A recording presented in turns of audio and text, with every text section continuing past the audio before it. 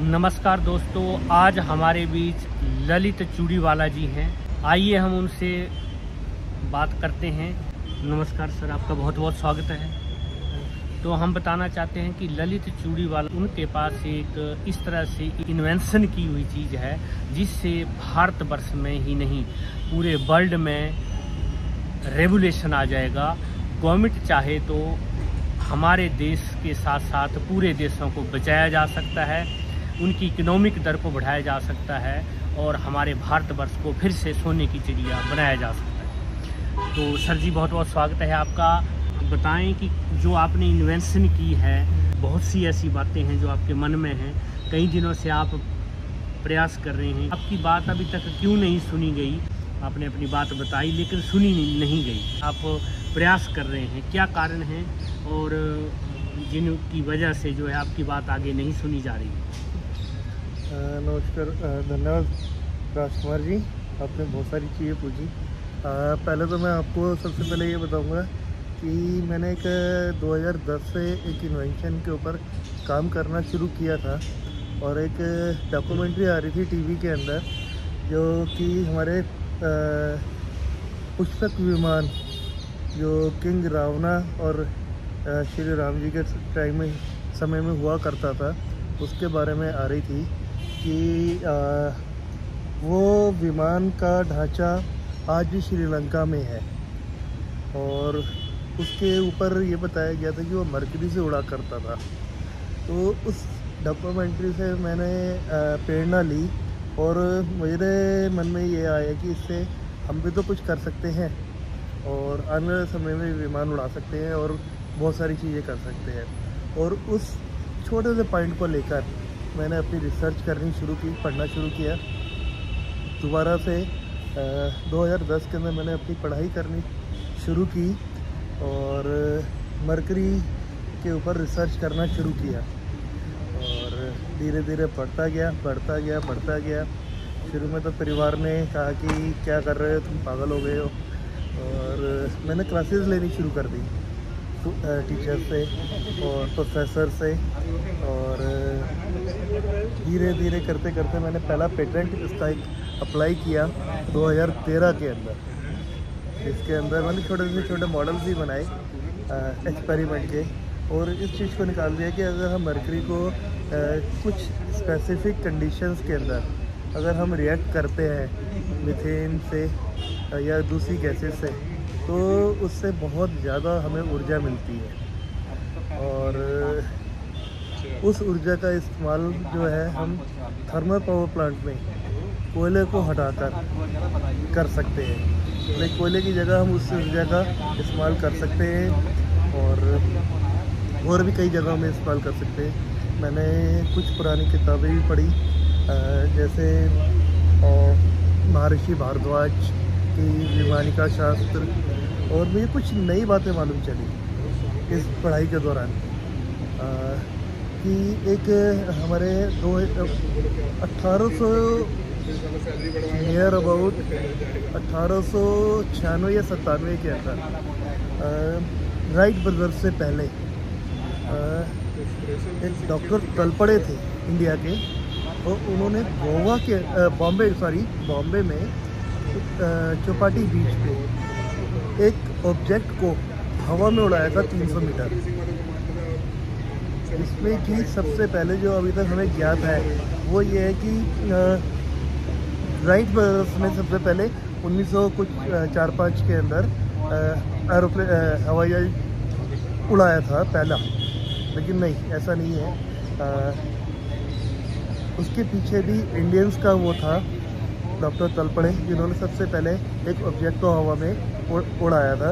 इसके बारे में गूगल में बहुत कुछ अभी भी लगा हुआ है।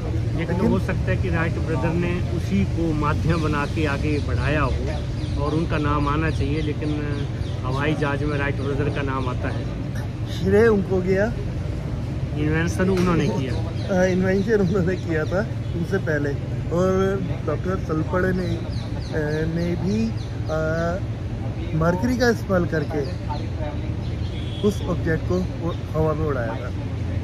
और मेरी रिसर्च चलती रही 2013 के अंदर पहला पेटेंट अप्लाई किया और मैं तब से लगातार लगा हुआ हूँ गवर्नमेंट से। तो क्या आपने 2014 में जब मोदी सरकार गवर्नमेंट आ गई है और अब तक अच्छे काम हो रहे हैं, बहुत से बड़े बड़े काम हो रहे हैं, चाहे वो नोटबंदी को लेके हैं, चाहे वो 3 तलाक को लेके हैं, चाहे 370 को लेके हैं, बहुत बड़े बड़े फैसले उन्होंने किए, सर्जिकल स्ट्राइक जैसा काम भी किया है। तो ये आपके जो इन्वेंशन है उसको उन्होंने, या आपने वहाँ तक में जाने की कोशिश की कि ताकि वहाँ ये बात रखी जा सके बड़े अधिकारियों से?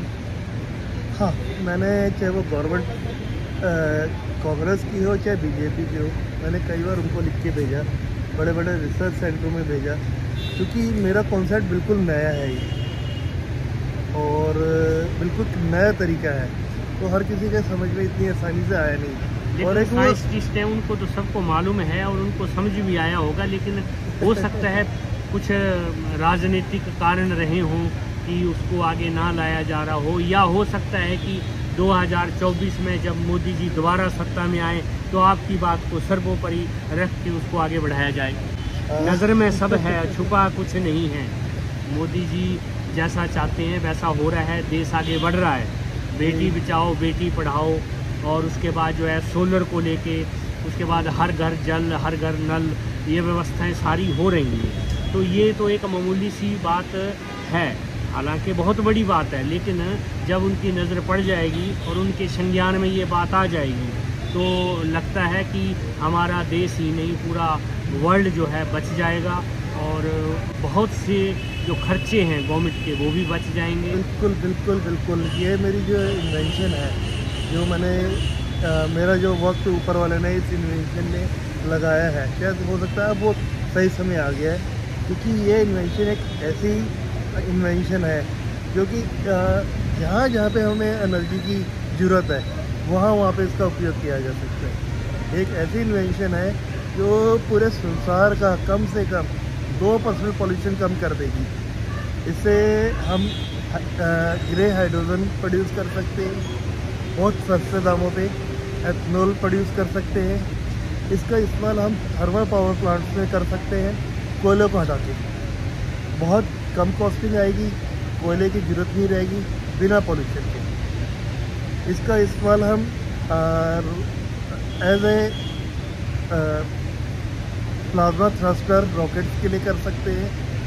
इसका इस्तेमाल हम सैटेलाइट्स में आयन थ्रस्टर्स के लिए कर सकते हैं। इसका इस्तेमाल हम प्लास्टिक इंडस्ट्रीज में कर सकते हैं। मतलब कि इसके इतने ज़्यादा उपयोग हैं कि हर जगह इसको हम अलग तरीके से डेवलप करके इसका अलग मॉडल। और वो फार्मूला आपके पास है? अब फार्मूला अब तो पेटेंट हो चुका है, मुझे पेटेंट मिल चुका है, और इस रिएक्शन को मैंने पब्लिक डोमेन में कर रखा है, ओपन कर रखा है। अभी एक्शन होना बाकी है इसको। हाँ, अब डेवलप करना पड़ेगा। मैं मेरा एजुकेशन जो है वो ज़्यादा नहीं है, मैं सिर्फ 10वीं पास हूँ 1991 के अंदर। अब ये चाहिए कि जो साइंटिफिक कम्युनिटी है वो इस रिएक्शन को लेके अपनी लैब के अंदर, कंट्रोल सिस्टम के अंदर इसके प्रोटोटाइप बनाए, क्योंकि इतने साल हो गए मेरे पास जितना पैसा था मैं लगा चुका हूँ। अब इसके प्रोटोटाइप बनाने के लिए बहुत ज़्यादा पैसा चाहिए और वो मेरे पास नहीं है। उसके लिए मैं अलग अलग संस्थाओं से बात कर रहा हूँ, गवर्नमेंट से बात कर रहा हूँ, और सीधी सी बात है कि ना तो मुझे कोई डॉक्टरेट चाहिए, ना पीएचडी की डिग्री चाहिए, ना ही आपको राज्यसभा जाना है वो तो, ना ही आपको पद्मश्री चाहिए, लेकिन आप इसके हकदार हैं। आपको पद्मश्री, भारत रत्न जैसे रत्नों से सम्मानित गवर्नमेंट को करना चाहिए। आपको उनको ये सब रत्न देने चाहिए, क्योंकि आपने एक ऐसी इन्वेंशन की है जो काबिल तारीफ है। अगर सरकार के संज्ञान में ये बात आई होगी तो अवश्य ही इस पे आने वाले समय में फर्क ज़रूर होगा। आखिर में एक चीज़ कहूँगा, मेरे लिए सबसे बड़ा पुरस्कार ये होगा कि ये जो मेरी मेहनत है समाज के, जनता के, इंसानियत के काम आए, वो मेरे लिए सबसे बड़ा उपहार है। बाकी सब तो कुछ मायने नहीं रखते। जो ये जो उपहार होगा ना, तो आपकी जो ये टेक्नोलॉजी है इसका कहीं ना कहीं जिक्र है, वो बाहर विदेशों में भी हुआ होगा। अगर किसी विदेशी ताकत की अगर नज़र पड़ जाती है तो वो इस टेक्नोलॉजी को आपसे लेने की कोशिश ज़रूर करेंगे। जैसे पिछले 60 सालों में यही होता आया था कि जिस बच्चे में ज़्यादा टैलेंट होता था उसको रसिया, अमेरिका, चाइना जो है वो अपने यहाँ काम देते थे, अच्छा पैकेज देते थे। तो इस तरह से अगर उनको ये पता चले कि आपके पास जो है इस तरह से प्रदूषण को रोकने का, पर्यावरण को रोकने का, जो प्रदूषण फैला हुआ है उसको ख़त्म करने का एक ऐसा इन्वेंशन किया हुआ एक फार्मूला आपके पास है जो आपने खुद किया है, तो कहते हैं necessity is the mother of invention. तो आपको तो लगा कि आपने एक साइंटिस्ट के नाते आपने काम किया, वो एजुकेशन मायने नहीं रखती है, लेकिन आपने बहुत अच्छा काम किया, बधाई के पात्र हैं आप। तो ये सरकार तक बात जानी चाहिए। मैं इस माध्यम से कहना चाहूँगा मोदी जी सरकार से, जो मौजूदा सरकार है, कि अपने ललित चूड़ीवाला जी जो बेसिकली राजस्थान से हैं, इनके पास खोने पाने के लिए कुछ नहीं है, सब देश के लिए देने को तत्पर हैं, अपना बलिदान भी देने को तत्पर है। जैसे सरहद में एक जवान जो है वो शहीद होने के लिए नहीं जाता, लेकिन देश की रक्षा के लिए जाता है, और समय आने पे वो अपनी कुर्बानी भी देता है। तो कहने का तात्पर्य ये है कि अगर ललित जी के पास इस तरह से कोई इन्वेंशन की हुई फार्मूला है तो हमें वो फार्मूला लेना चाहिए, गवर्नमेंट को वो लेना चाहिए, ताकि गवर्नमेंट जो है आने वाले बच्चों का भविष्य तय कर सके, क्योंकि जो गवर्नमेंट है वो ही तय करती है, जो हमारे राजा हैं। आज की डेट में मोदी जी हमारे राजा हैं। जैसे पुरानी बातें अगर आप पुरानी कथाओं में चले जाएं तो एक देश का राजा कहलाता था। इसी तरह से मोदी जी अभी इस तरह से काम कर रहे हैं, सरकार इस तरह से काम कर रही है, पूरे देश विदेश में नाम है।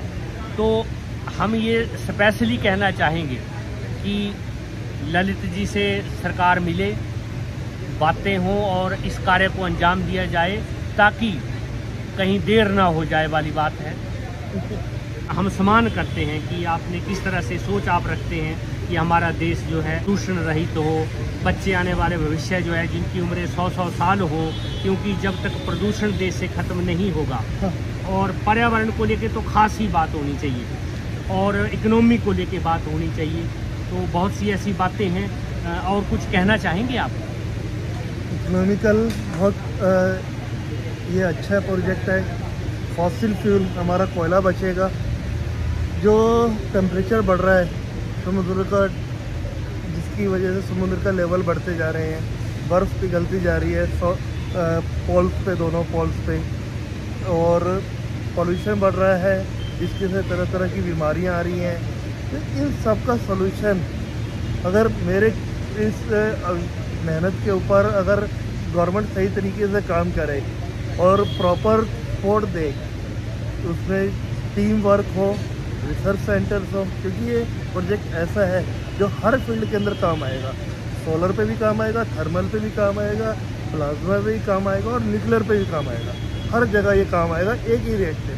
जैसे कहते हैं ना, दूध से हम दही भी बना सकते हैं, लस्सी भी बना सकते हैं, छाछ भी बना सकते हैं, मक्खन भी बना सकते हैं, घी भी बना सकते हैं, खीर भी बना सकते खीर भी बना सकते हैं। तो ऐसे ही इस इन्वेंशन को, ये हमारी है ना, मतलब कि धरोहर है, क्योंकि रामायण काल से ये मरकरी का इस्तेमाल हो रहा है, तो इसको हम आगे बढ़ा सकते हैं, और ये आज हमारे समय की ज़रूरत है। लेकिन ये बहुत अच्छी बात है कि आपने जो बुक्स लिखी हुई थी उनको आपने पढ़ा, और मरकरी के ऊपर आपने वर्क किया। हालांकि सरकारों को और हमारे जो वैज्ञानिक हुए उनको भी नॉलेज है इस बात का, साइंटिस्ट जो हैं, लेकिन उस पर इन्होंने अच्छे तरीके से वर्क नहीं किया। नहीं तो आज से 10 साल पहले जब आपने इसको ईजाद किया था, तभी से आज तो देश की स्थिति बहुत ऊपर जा चुकी होती। हाँ, मैं इसमें एक चीज़ और भी कहूँगा, मरकरी को हमारे वैज्ञानिक जहर मानते हैं, लेकिन जहर भी कहीं ना कहीं औषधि का काम करता है, अगर उसका सही तरीके से इस्तेमाल किया जाए। नहीं, वो तो तब की बात है। मरकरी जो है उसमें अगर खा लेता है जो इंसान, वो तो जहर ही है, लेकिन उससे जो आपने वर्क लिया है वो एक काबिल तारीफ है। बहुत बहुत धन्यवाद, थैंक यू वेरी मच। आपने अपना कीमती समय दिया जो आने वाला नया भारतवर्ष, आने वाली पीढ़ियों के लिए। तो thank you very much. Thank you.